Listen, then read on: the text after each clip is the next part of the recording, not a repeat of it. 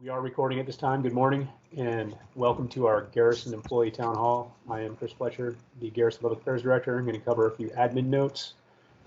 Please remember to keep your mics muted and keep your camera off unless you are addressing the forum. If you have an issue or a concern, we do want to hear from you. Please comment in the discussion thread and raise your hand, and we'll get to you when we get to the questions and answer session. This event is being recorded and will be shared at a later time for maximum viewing by our workforce. With that, Colonel Logan just left, but let's welcome the 4th Stewart-Hunter Army Airfield Commander, Colonel Bryan Logan.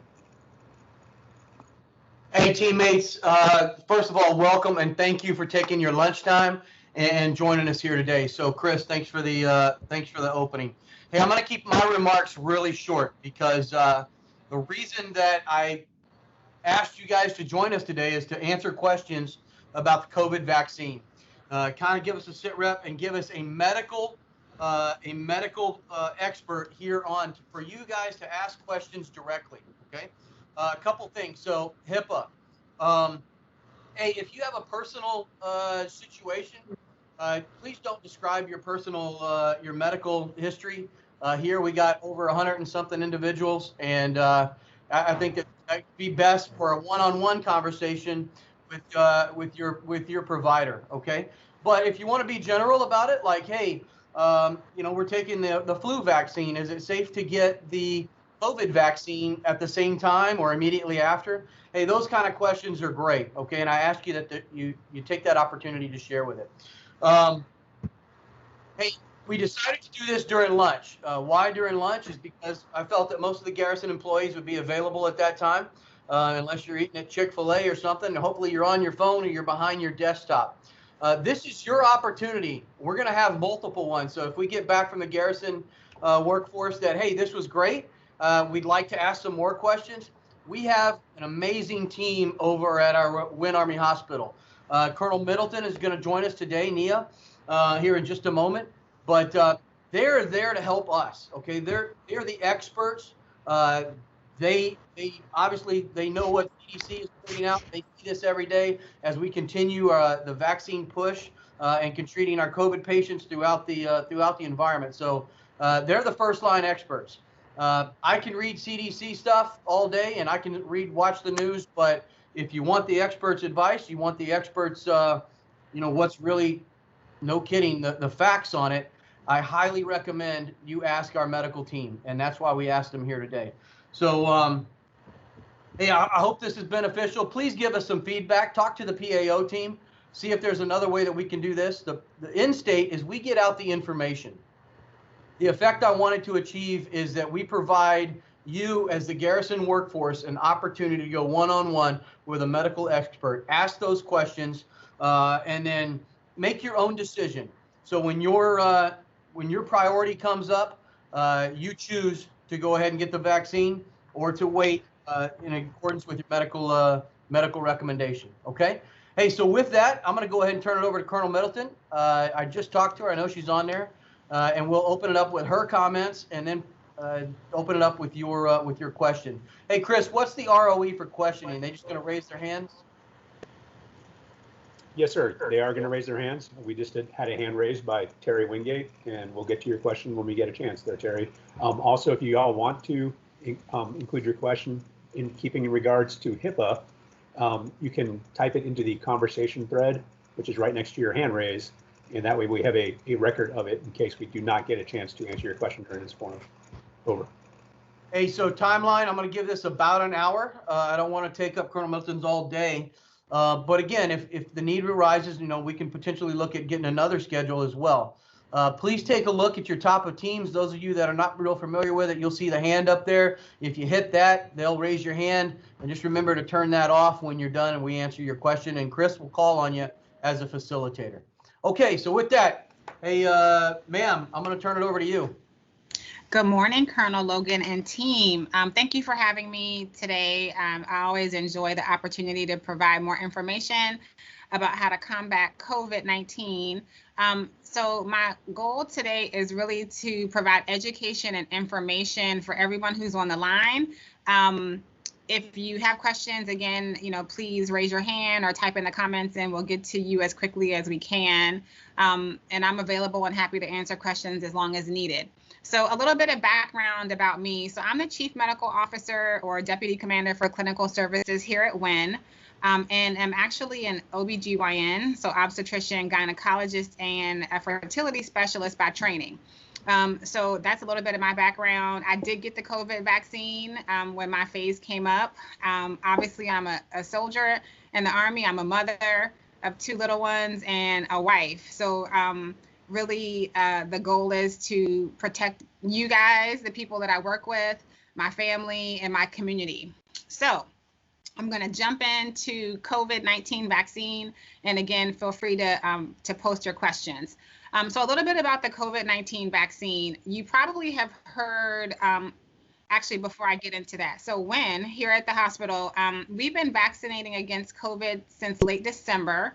That's when we first received our vaccine. And we're moving through the phases according to the Department of Defense or the DoD guidelines. So I know people want to know, when can I get vaccinated? And those guidelines help us determine the order in which to vaccinate our population. So we are doing the best we can to really stay within those guidelines.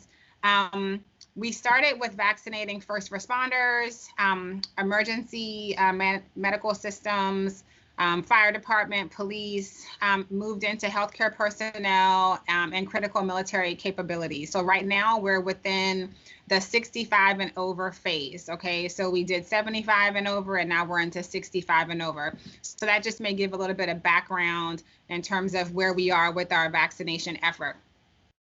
So the COVID-19 vaccine. So if you watch the news, you may have seen a lot of discussion about the fact that this is what we call an mRNA or messenger RNA vaccine, which is not new, but it's a little bit new in terms of being used for vaccinations.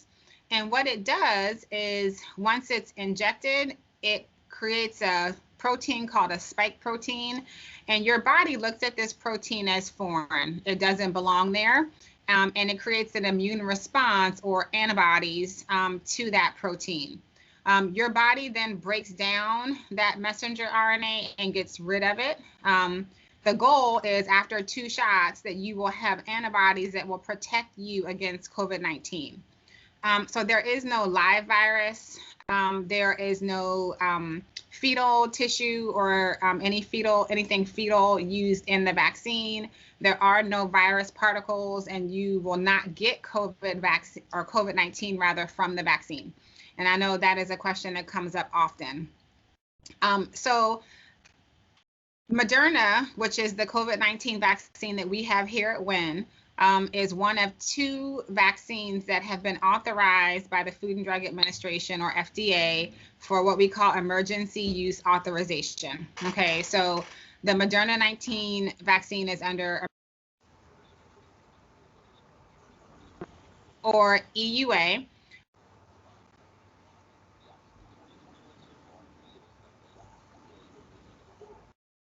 Sorry, somebody keeps muting me.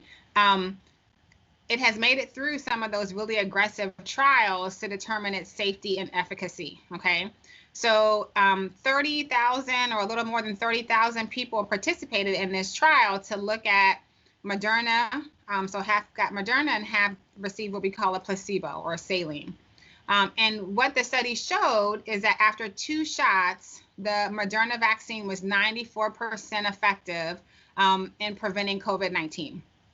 And so this was across all demographics, so across all races, across gender, across age, and across health history. So some of the people that received the vaccine were healthy. Some of the people that received the vaccine had some chronic medical conditions. So a nice diverse population of people showed that this vaccine is effective.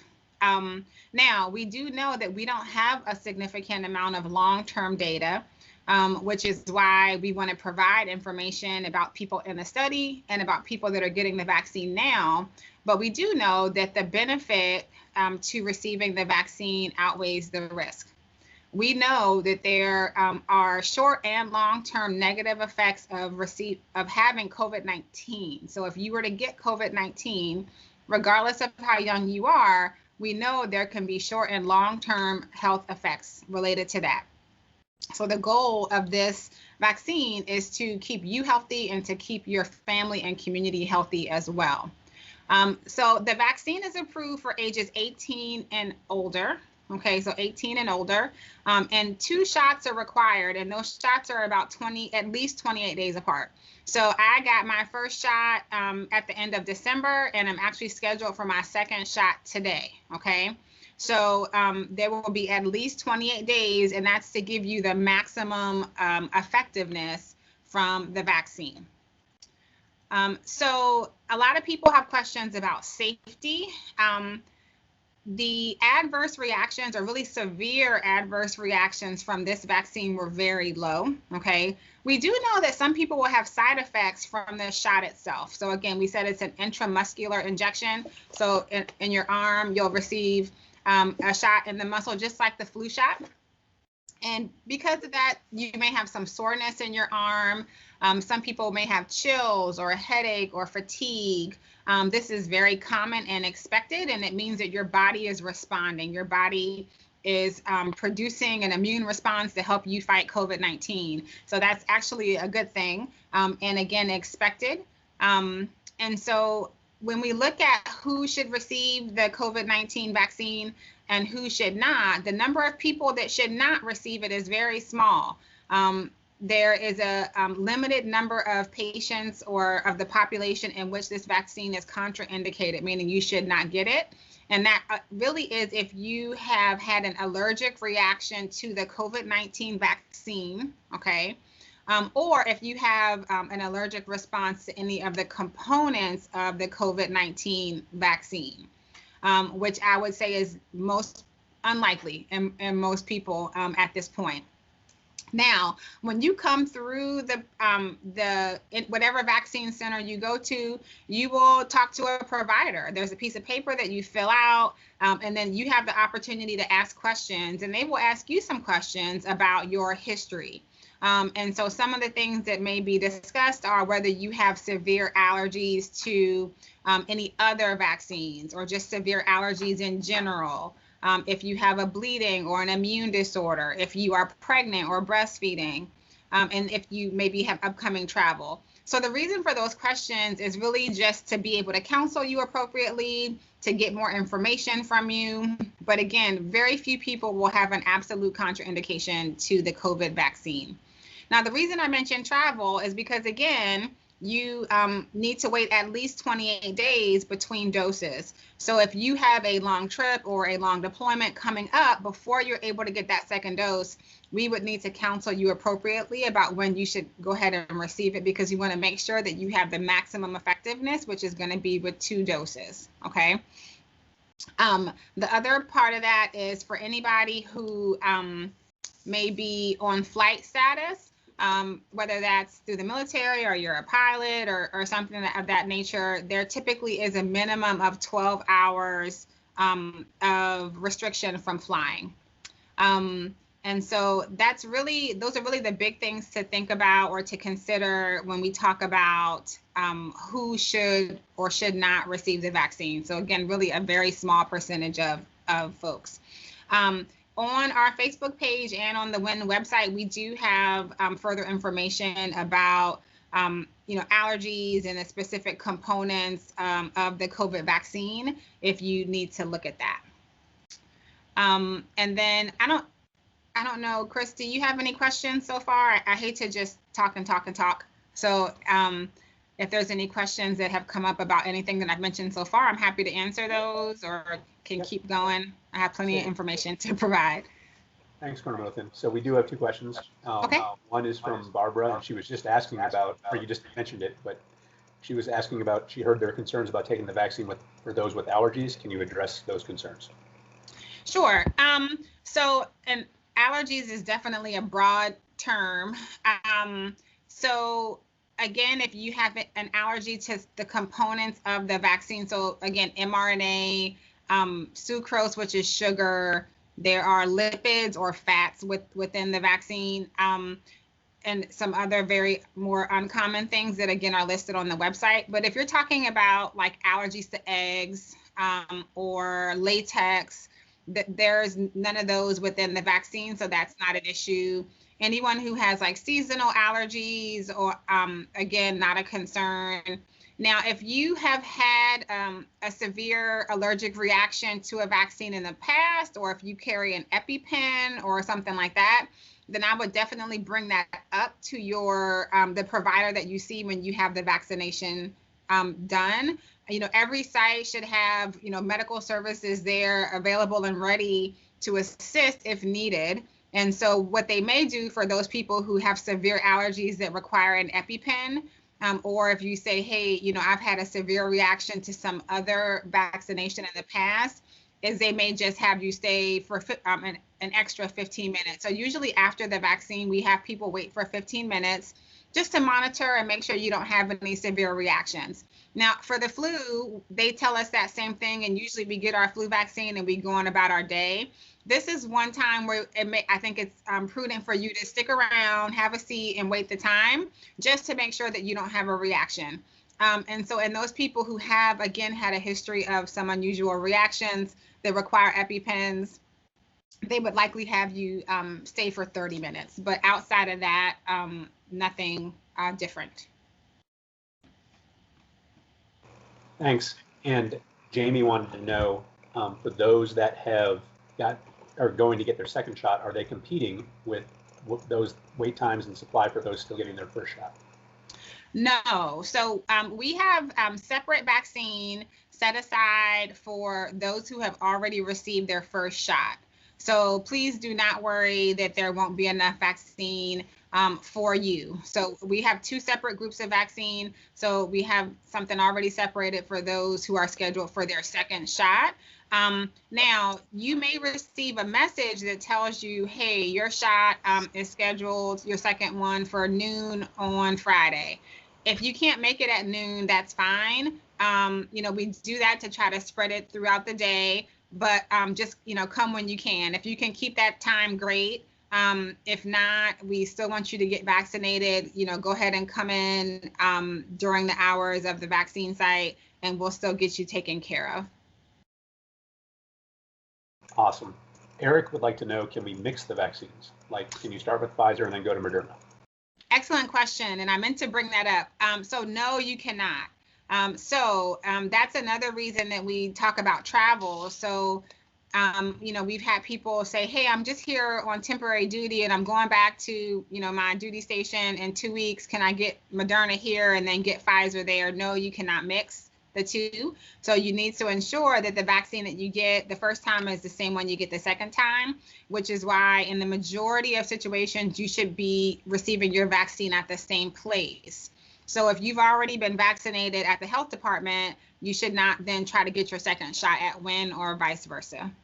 And then you should receive a vaccine card when you get vaccinated that tells you the brand so the type of vaccine, so Moderna or Pfizer. Again, at Winn we do Moderna, the lot number, and then when you're due back for your second dose. So you want to make sure that you keep track of that card. Thanks. Amy says that she is new to the installation. Can you go over the process to actually get vaccinated? Yes. We are advertising, you know, throughout Facebook and social media and the Winn website with information about the phases. So we talked about the fact that we've done healthcare workers and emergency personnel, and are now moving into 65 and older. So when your time comes and you see, hey, Facebook said we are in my phase, then you would call the Winn appointment line, okay? And I can give the phone number, but don't rush to write it down because again, it's on our Facebook page and also on the Winn homepage. You call that number. Option 3 will take you to schedule a vaccine, and you can actually call and make an appointment. So they will give you an appointment date and time to come in to Winn Army Community Hospital and receive the COVID vaccine. Now, they are also they have recently started vaccinating at Tuttle. but that is by appointment only. Okay, so Tuttle Army Health Center is appointment only for the COVID vaccine, and they are also going by phase. So you cannot walk in there. So that is the process. So you would call the appointment line, schedule your appointment day and time. You would come on in on that day for your vaccine. They will have you fill out a form that has your information. You'll talk to a provider and answer some questions, make sure you don't have any questions, and then you'll go ahead and get your shot. You'll wait about 15 to 30 minutes, depending on your history, and then you'll go home with your card. Okay, so that's the process to go ahead and get the vaccine scheduled. Thank you, Colonel Middleton. So Melissa says she's read conflicting information about people with autoimmune disorders. Can you talk a little bit about that? So, autoimmune disorders is a pretty broad term, but in general, the thought may be that women or men, so people that have autoimmune disorders, may take a little bit longer to mount an immune response to the COVID-19 vaccine. That doesn't mean that you shouldn't get it. What I would recommend is that you talk to your primary care provider and really discuss with them what that means for you in terms of your individual situation. And it may mean that instead of 94% effectiveness, it's 90% effective. But regardless, the goal is to get you some antibodies, to get antibodies on board for you to help combat or prevent COVID-19. So, when we talk about things like hypertension or diabetes or heart disease, we know, or immune disease, people that have multiple comorbidities may be at increased risk of more severe disease with COVID. And so that's why, those high-risk groups, we really encourage to get the vaccine. Now, the opposite of that is, hey, I'm a healthy, 20-year-old active duty person, or a healthy 20-year-old, firefighter, or, police officer. I don't need the COVID vaccine now. I'll get it later and let everybody else get it now. The reason that the phases were created like they are is because we know some people are at higher risk strictly due to their job that they do every day. So if you're out there on the front lines saving lives, or educating our students and our young people, exposed to multiple people on a daily basis, and you're at a higher risk, we need you to be healthy. So please, when your phase comes, go ahead and get the vaccine.